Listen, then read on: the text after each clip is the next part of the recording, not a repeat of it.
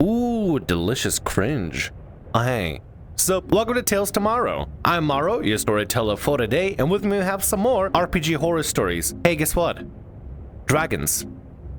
Dragons, these nuts all over your face! And now people are gonna unsubscribe because of that terrible These Nuts joke. I needed to. I had to. Listen, it's either a Rickroll or a These Nuts. One of those had to happen eventually. Anyway, let's get some RPG horror stories for today. An actual terrible DM. Or how I learned to stop playing and love having no D&D rather than bad D&D.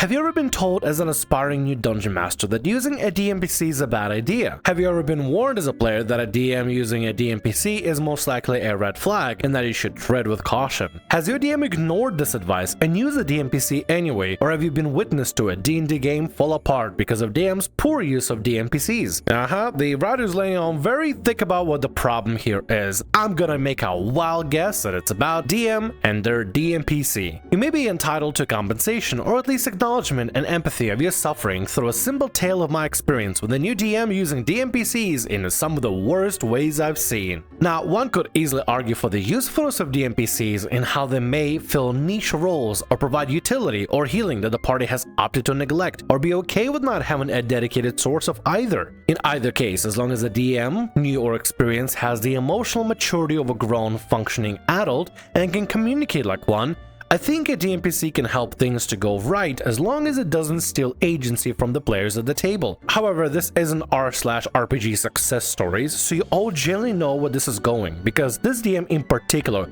did not have either one of those qualities by any stretch of the imagination. I'm actually kind of curious, is that like a real link? Is that a real place? RPG success stories have been banned off Reddit? What has happened to RPG success stories? I've played in this group for well over 2 years, and an experienced DM in the group was planning to run a new campaign for us after the last one ended. However, one of the players felt inspired to be a DM and offered to run a short campaign for the group before the experienced DM runs their game. As an experienced DM myself and having gone through my fair share of learning experiences along the way, I thought this was a fine idea. I like encouraging players who have never DM'd to give it a try, because it can develop a deeper appreciation for the players who do DM, in that they get a first-hand experience in what it takes to be one in both prep and improv. We'll name this aspiring DM to be Schnobet, because this person honestly should have known better in terms of how their antisocial behavior caused the end of the game and group. Schnobet is a big Critical Role fan. They engage with the live streams and side content weekly. They buy quite a bit of CR merch. They're emotionally invested in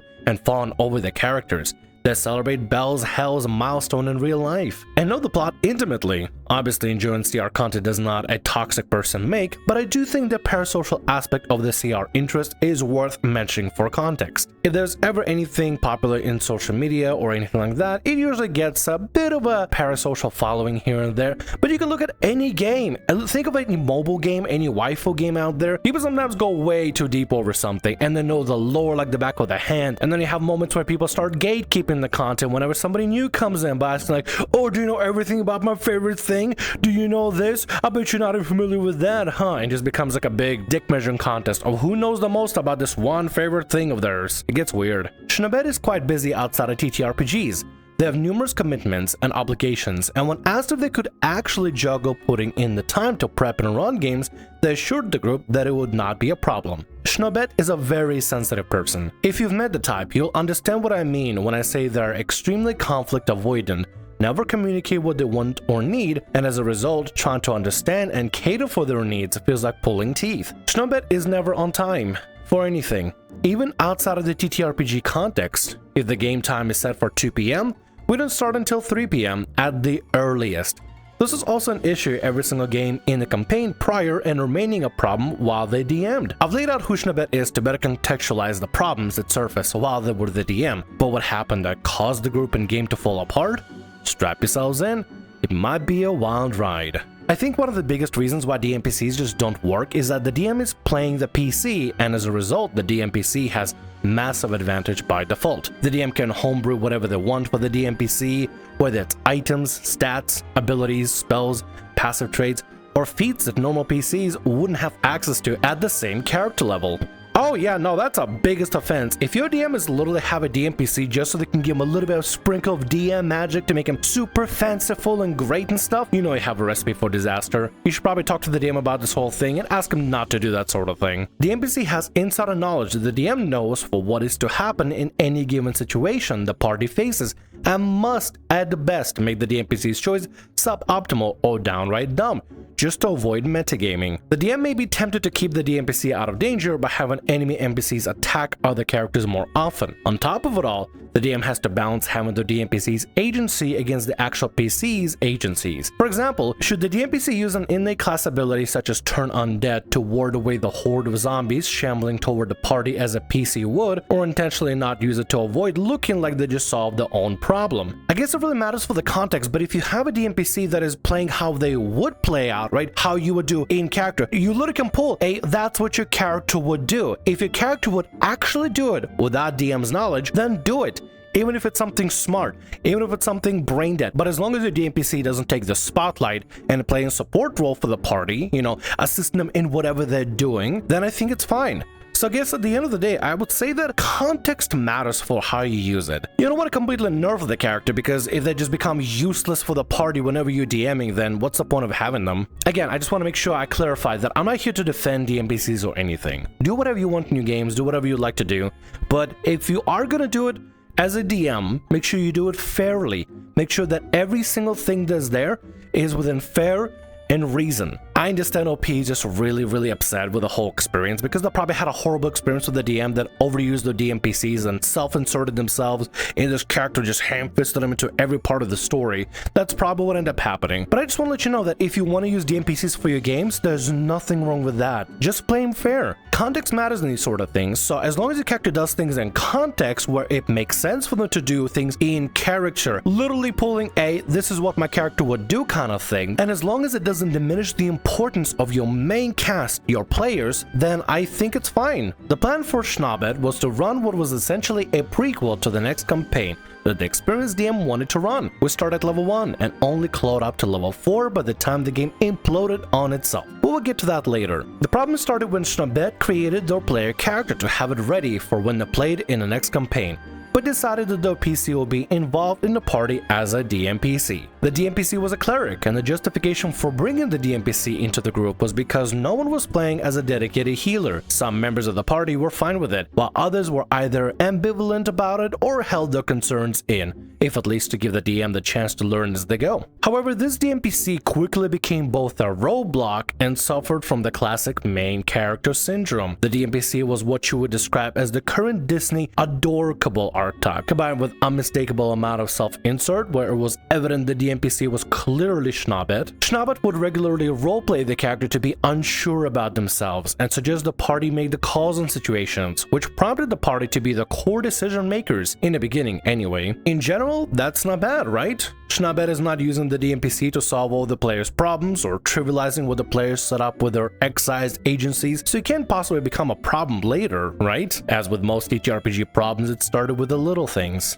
It seemed like this one DMPC was going to be more or less a handful, but it was going to get worse from there. There was more than one DMPC, and they began to take shape in the form of other NPCs and even the big bad evil guy themselves. As the campaign progressed, inch by painful inch, we started coming across other NPCs that were obviously homebrewed. Take the instance for the NPC cleric, who I will name as Mother Teresa. Mother Teresa is clearly a high-level cleric because in one session, Mother Teresa cast Ward of Recall to chauffeur the party, the DMPC, and plot important NPCs from one place to another, and in between plot relevant areas to appear when the DM wants to. In another session, the party rescues a PC's sibling who is afflicted with a curse. Mother Teresa jumps in a scene with multiple convenient expensive diamonds to cast Greater Restoration, thereby solving an important backstory character's problem for the PC. In another session, a PC casts Prestidigitation using subtle spell meta magic to flavor of food differently for fun, but somehow gets caught by Mother Teresa. Apparently, Mother Teresa is able to detect the magic being cast, despite Prestidigitation being a verbal and somatic spell that subtle spell removes entirely.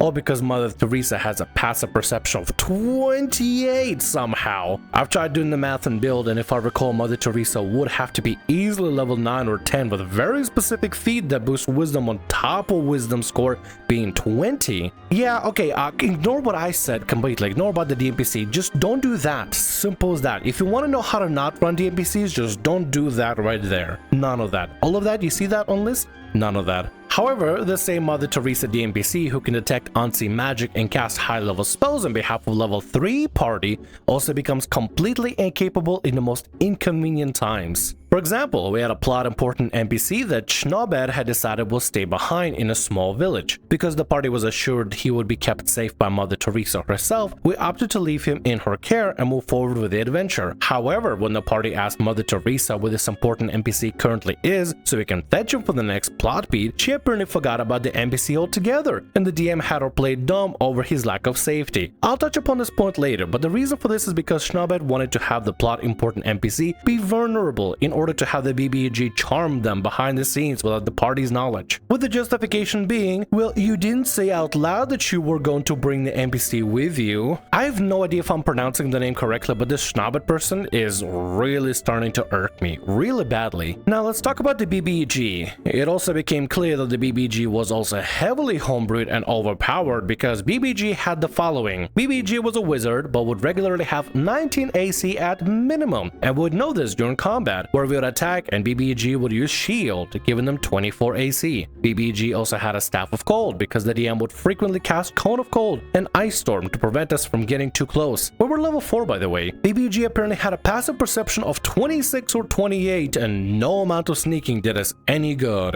BBEG was equally omnipresent and never there. Schnobed frequently presented the BBEG to confront the party and reveal that they know all the information about the party is doing, where we're going, what we're looking for, why we're doing things, but never justified how that information was sought other than BBG is the Zentarum. Never ran to the spies or hints of us being spied on during our travels or quests either. Anytime we were lucky enough to succeed on a perception check to find the BBG, it was always just the BBG themselves. On the note of detecting the BBG, even that would be inconsistent. The ranger in our party made it a point to memorize the BBG scent, and it became the only way for us to even try to detect the BBG's presence. Across several high rolls and even natural 20s in perception, our ranger would find nothing, and often moments later the BBG would appear, and only then would our ranger pick up the scent when it's already too late. Gee, a DM making no villain so powerful, omniscient and omnipresent, and they know everything, all the plot twists, but you can never see them, but they know all. Like, if DMs want to make that, at least give them a reason why that's a thing. Maybe they have like a little spy thing, like a little invisible bug that they attach that's like communicating like a long range distance, some sort of a familiar, or they have a spy amongst the mists, or find ways for players to circumvent being able to be watched all the time. Because otherwise it sounds like you're not finding a wizard, you're fighting your DM. Because basically that's what it is. Your DM knows everything, but the BBG knows everything too. Your DM is the BBG. Oh my god, please tell me it's not like a self-insert as well. I label the DM's BBG as a DMPC because in the same way the poorly used DMPC will somehow have plot armor and can never be defeated or hurt, the BBG always had means to go invisible, knowing that our party had no means of countering this, and would escape 100% of the time when confronted by the party. Have I mentioned that the BBG is capable of casting greater invisibility yet? Well, the BBG can. So Schnobed can have it go invisible and then have it sling 4th level spells at us, such as Cone of Freaking Cold, without breaking invisibility. And if the BBG even voluntarily comes out of invisibility, any attacks landed against the BBG would be shrugged off, as if it has no effect on them at all. By the time the game group fell apart, all the players had grown immensely tired of the BBG, as in we'd let out noticeable groans and eye rolls when the BBG showed up, so Schnobed can show off how clever they were and always being 5 steps ahead of us. God, there's nothing worse than a BBG that just can like just disappear and escape 100%, because of course they can. Why even go with invisibility when I just have them teleport out of there and then they're flying in the sky like Superman and casting giant meteorites to destroy the party in a couple of spells? Why not? What's the point of balancing everything in the first place? Why not just have them just kill the party outright? Why would they let the party live at this point, Schnobed? Why? What's the point of letting the party do the thing? Just wipe them out. Clearly have more spells than that. Seriously, it's like somebody's toying with the party just to be like, look at my super perfect awesome DMPC or bad guy and stuff. Aren't they the coolest? Aren't they the greatest? Aren't they just the smartest? No, they're boring as fuck and annoying as hell. Nobody likes them. Stop overusing them. Remember the plot beat above, how one of the PC's siblings was affected with a curse and Mother Teresa conveniently healed them. There was a plot beat before that where we were forced to go because Schnaubet's DMPC cleric told us that it was imperative we go there to get more information. However, we already had a location of some castle to find and investigate into next to move the plot forward. But for some reason, Schnaubet's cleric was insistent that we go to the PC's hometown. We end up finding out that the PC's hometown had a sacred area that was being misused by the BBEG to conduct rituals that were necessary to afflict curses on the desired targets. Owen Wilson, wow. But guess what was there when we tried to investigate the sacred area? A literal force field. Schnaubet made the video game equivalent of invisible walls. Even with Mother Teresa being the DMPC that she is, she somehow had no means to address the force field wall problem. She can cast Ward of Recall and Greater Restoration on a whim, but dispel magic? Never heard of that spell before. So why did we come all this way, just to not be able to do anything?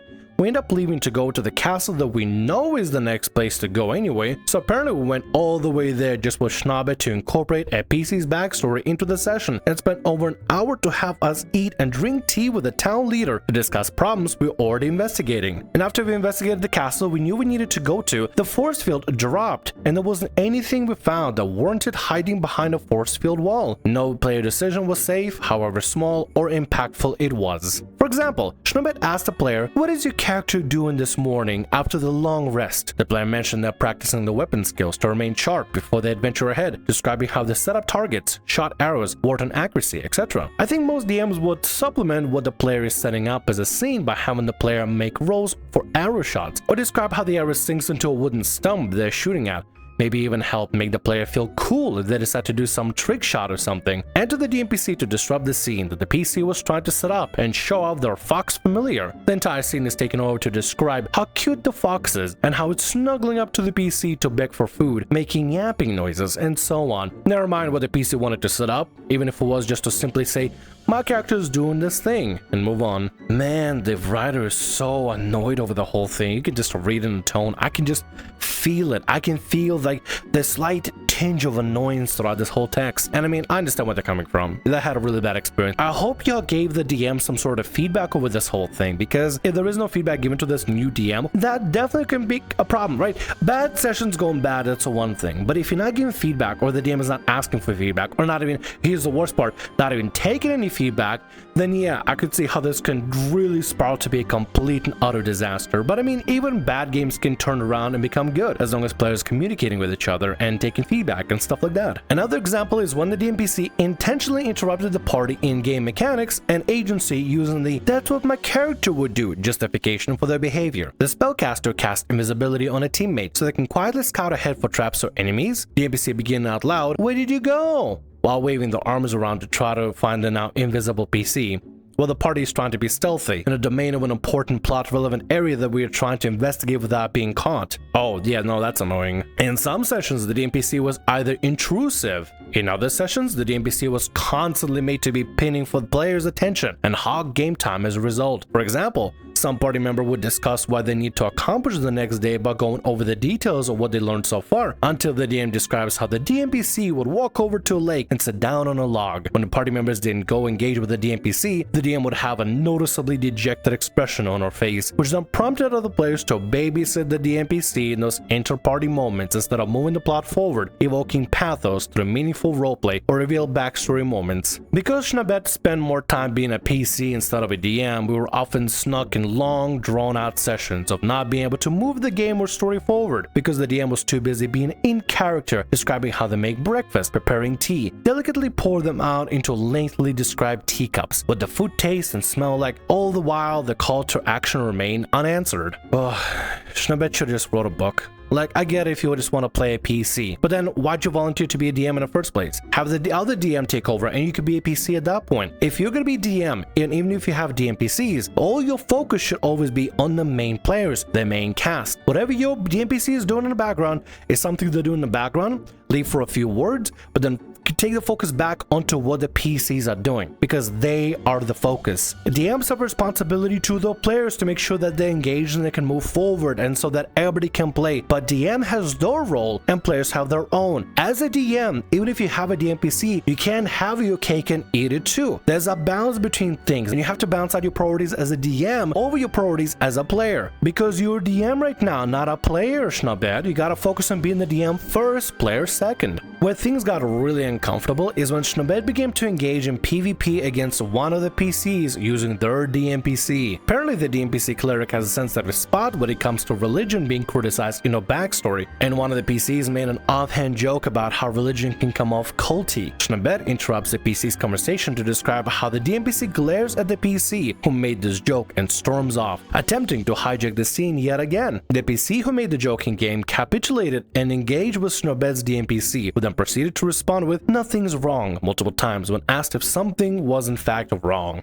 Schnubed then decided to actively have the DMPC avoid addressing the targeted PC in any way. When confronting about this in-game for the second time, Schnubed had the DMPC actively flee from any conversation or attempts at resolution. To this day, I don't know what Schnubed's goal was in dragging out this character conflict, but the player confronted Schnubed out of game to express that this conflict needed to end in a positive, constructive way. Despite promising the player the would, Schnubed continued to make things worse by antagonizing the character or refusing to engage in any meaningful conversation to resolve a conflict that's grown way out of control over nothing. If the culty comment was that offensive to the DMPC cleric, and the same PC who made the comment is opening the floor for discussion, Schnubed had every chance to engage with the scene that the other player had set up for them to hash it out. Nah, it's not gonna work out because Schnubed gotta take it personally because attack on their character is same as attack on them. So their character gonna be just not passive aggressive towards a player because of course they're gonna be. It will be elaborated upon at the end, but Schnubed evidently blurred the lines between in-game and out-of-game conflict, enough to the point where they personally, arguably delusionally, were invested in maintaining PvP against the PC who made the culty comment. Schnubed would also insult the player themselves out-of-game when confronted about this as well. If you read along up to this point, I promise I'll deliver the payoff in this section,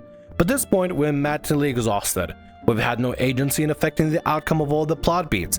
We had multiple DMPCs running around either solving our problems directly or creating problems that we can do nothing about while serving no real purpose to the adventure or story itself. We had a straight up cutscene described to us where the BBG is monologuing to themselves. We have a player who is having no fun from being subject to PvP by Schnubed's DMPC. We spend more time role-playing in the downtime and an interruptive festival session to play carnival games and eat street food while forced to ignore the plot because Schnubed didn't do any prep. Well, hopefully you had a constructive conversation about it.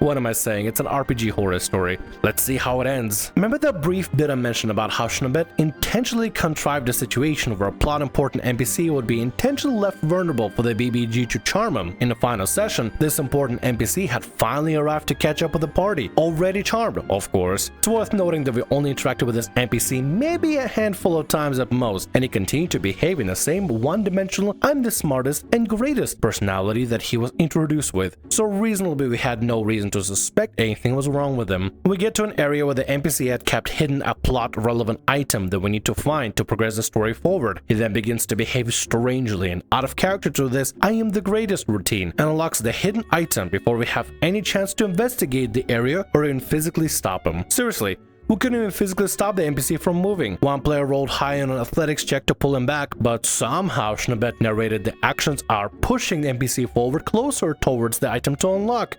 Unbelievable. It turns out that the BBEG was invisible amongst us the entire time, despite the ranger attempting to sniff the BBEG out multiple times. So when the NPC unlocks the item from a hidden chest, surprise! The BBEG comes out of invisibility with the item in hand and begins to flee. Schnubed is actively relishing just how clever the BBEG had been the whole time to charm the NPC and how we're always going to be 5 steps behind. Oh my god, it also just hit me. I haven't used this word in forever, but Schnubed is a fucking gotcha DM. Haha, player, you thought you could outsmart my DMPC, but gotcha! The BBEG was ahead of you for 5 steps, though playing 4D chess while you guys were playing checkers with a cricket ball or rocks and stuff. But anyway, my DMPC and BBEG is so much smarter than you guys. Look at this incredible storytelling I'm telling here, while you are just an audience member watching my masterpiece at play. Nothing's worse than gotcha DMs. They are literally the bane of everyone's existence. existence. Every player at the table lets out a huge sigh. No one is happy that this is happening yet again for the nth time. Schnabet is now desperately trying to run the combat scenario while the BBG is invisible. We can't do anything to defeat this obviously homebrewed DMPC enemy. Everyone at the table is silent. It's not their turn to act, and defeatedly going along with the best when it's their turn. The enemy mobs are keeping most of us distracted while the few PCs chase after the BBG, who's found to be casting teleport in some tower. BBG is attacking the PCs instead of focusing on the spellcasting action of 1 minute. When one of the player confronts Schnabet about this spellcasting rule, Schnabet gets noticeably upset and drops a spell to nuke the PCs with yet another cone of cold. They were down immediately, leaving two flimsy spellcasters to be stuck between fighting off enemies or risk dying to get their down members. The fight somehow ended without a TPK, because of course the BBG went invisible again and snuck off without plot important asset. Some of the players requested we all get together out of game to hash out what happened in the last session to smooth out issues. The game was clearly not fun for anyone by the end of that last session, so we all agreed to meet. When the players addressed Schnabet on reasons why we weren't having fun in game, i.e. lack of player agency, Schnabet engaging in PvP with one of the players, Schnabet began to break down in tears and make accusations that they were being picked on. Schnabet then spent almost a month ignoring the players, all the while refusing to communicate with the players that were engaged in PvP, against knowing full well that the player wasn't enjoying it. Schnabet proceeded to swat off any attempts at communicating with everyone by using mental illness as a shield from both criticism and responsibility, leading to the game falling apart and never getting the chance to play with a more experienced DM in the end. You know what's the biggest, saddest thing that could have happened from this? This could have been a turning point, a pivotal, such an important pivotal moment for Schnabet to grow as a DM. When you finally have a moment where something goes wrong in the game and your players are here getting together to give you criticism, constructive criticism of what could be better or what can be improved, you have this beautiful momentous moment, this beautiful moment to just like take what they have and use it for good, use it to become a better DM, use it to improve certain skills, use it to stop doing certain annoying things that players don't like, use it to be a better DM. But instead, no, you decide to get upset, you decide to start lashing out at players and blaming mental health and saying that everybody's picking on you because they're offering helpful criticism, direct feedback from your players. Do you not realize how momentous that is? Do you realize how rare it is to have players that have enough trust in you to want to tell you stuff? You know what they could have done? Every player just unhappy after that session and they ghost you, and you don't know anything what's going on. You don't know why they ghosted you. You don't know what's going on. Nobody will ever know what's going on. They just find different DM, or they have the other DM pick up the game again and they just play without you knowing. You have a beautiful moment where your players are trusting you and confiding in you concerns and issues and things that could improve, that could make you a better DM, Schnabet. But instead you decide, no, I'm gonna just play victim. I'm gonna be upset. I'm gonna take this, be pouty about it and ignore people for like a full month and not even have these things resolved whatsoever, because you decided that apparently it's better just to not talk to anybody and instead just better just to pout and complain and think that you're being picked on when your players are just giving you feedback. What a wasted situation. It could have gone good. It could have gone good, but never does. To this day, Schnabet insists they're not at fault for anything. So naturally, we are no longer friends with Schnabet since. Yet another case of immature adults who should have wrote a fanfiction instead of running a D&D game. Thanks for sticking out to the end if you read this far. Hopefully this post serves as a painful reminder to be communicated with your friends both in and out of game, because at the end of the day, everyone should be treated equally with respect at the table, wherever you are, player or DM. And for the new and aspiring DMs, please don't use DMPCs or engage in PvP. Both of them require a lot of maturity and clear communication to incorporate into your game successfully. And even then, you'll want 100% consent from your players before you do so. Players should also have an opt-out clause that in agreement to stop anything that causes them discomfort in and out of game. And if you don't have self-awareness to handle things like maturely, you're better off not using DMPCs or PvP at all.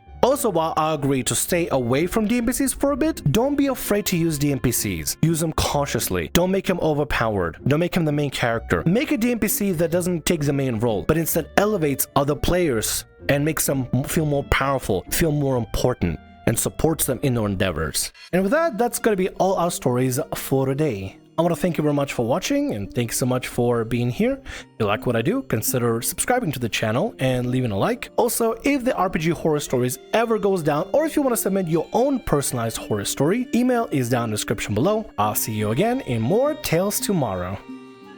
Bye-bye.